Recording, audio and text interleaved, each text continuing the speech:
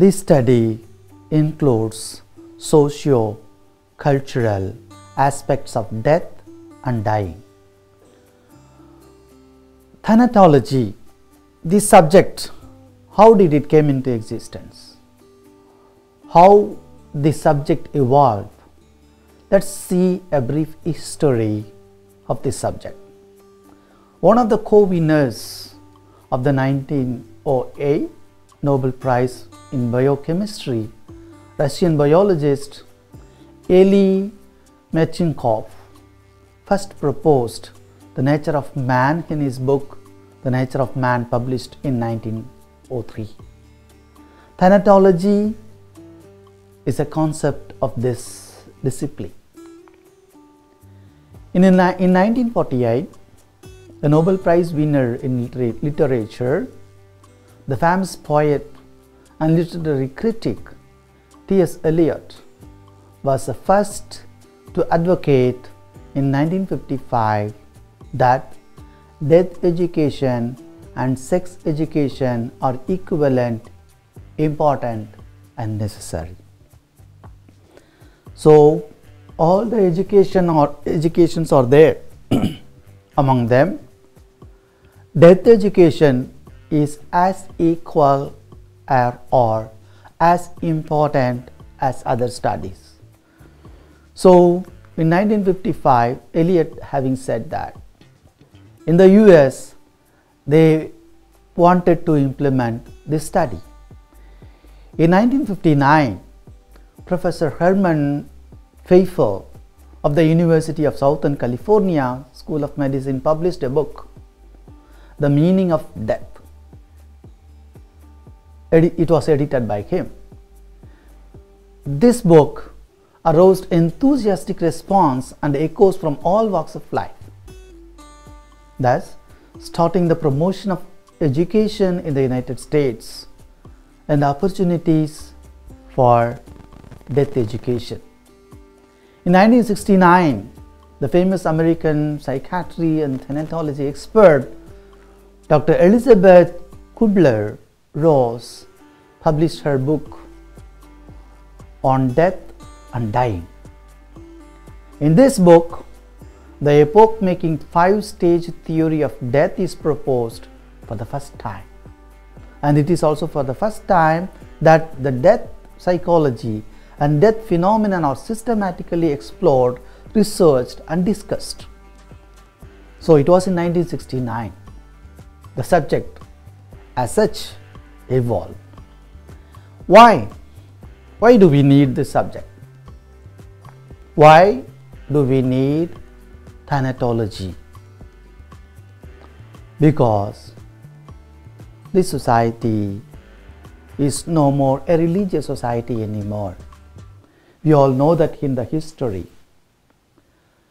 almost the Middle Ages, 1,000 years were guided or led by Christianity. Now the society has rejected this religion. So there is rejection of religion everywhere. And at the same time, many false claims are coming. Fake news, false informations are spreading everywhere.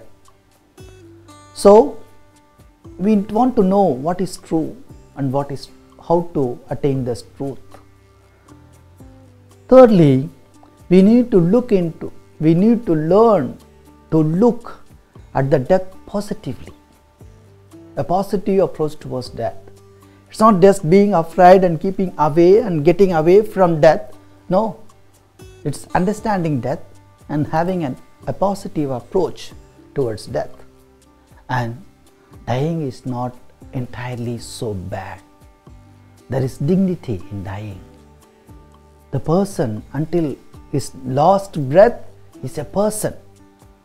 So we need to understand, and we want to have everyone a dignified death. That's why we need thanatology. What is the importance of studying death? What is the importance? It has three importance. They are philosophical, ethical, and practical. Philosophically, how death is understood? Death is an eternal question which comes from the beginning of humanity until today. It is an eternal question. And everyone throughout the history is talking about it. From the fundamental beliefs of Abrahamic religions, the religions that came from Abraham as father,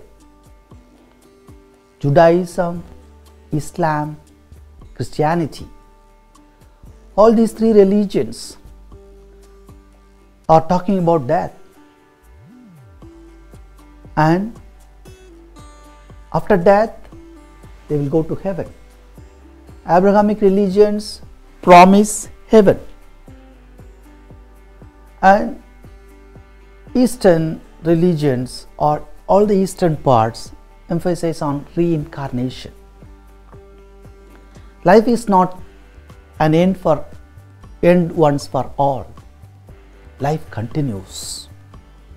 We are born, we are reborn, and we are reborn. And it goes on. And there is a rich history of ideas to be explored. So, thanatology as a subject as such is highly philosophical.